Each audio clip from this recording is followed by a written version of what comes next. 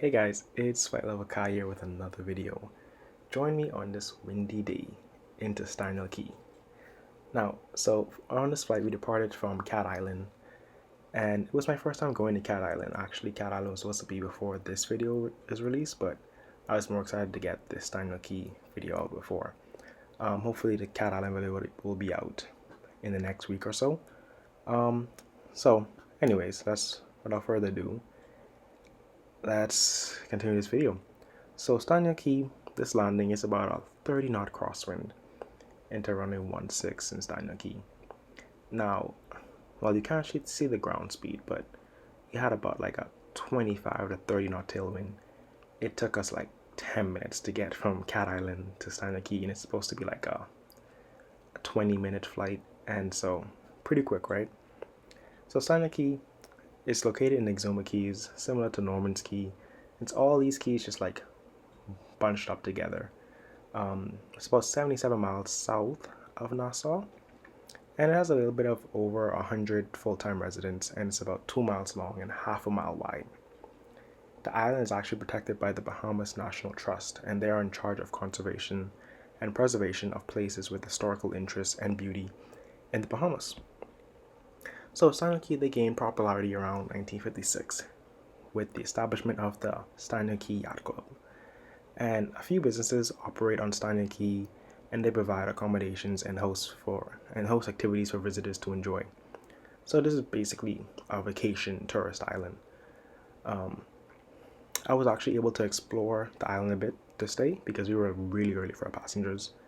I basically walked the entire island. I saw some residents and even sat in the yacht club for lunch. However, we arrived there like 10:45, 11, and the restaurant was prepping for lunch for 12, so we were unable to be served, which sucked because I was excited to try some food at Staniel Cay.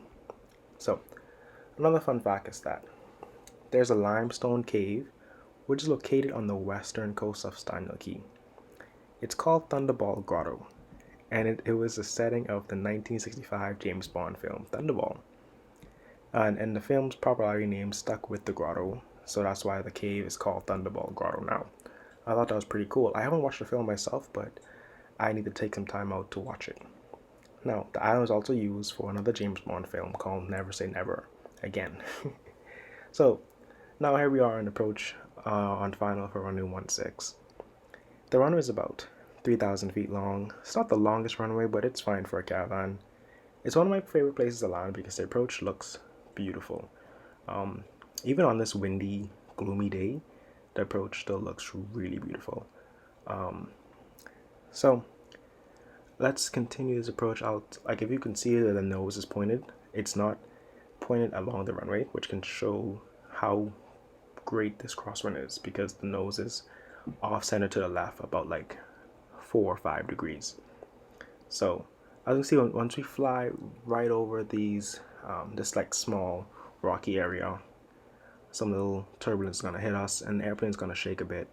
The GoPro does a good job of like stabilizing because it was much worse than that.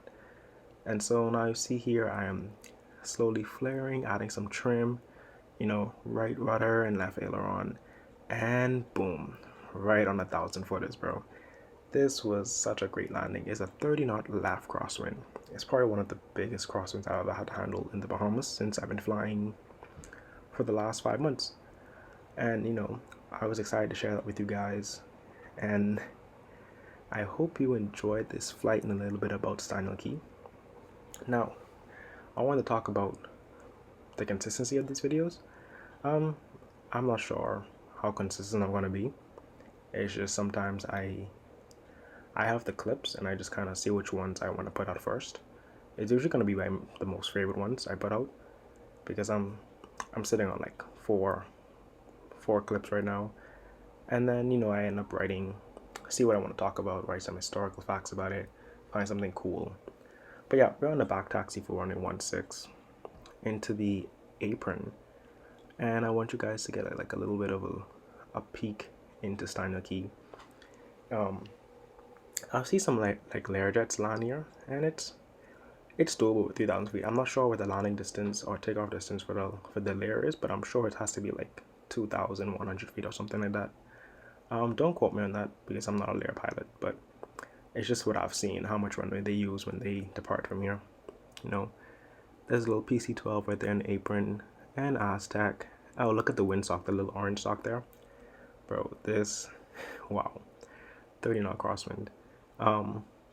Yeah, this is approach, this is the apron of Staniel Cay. Yeah, not much really happens here. Well, a lot actually happens here.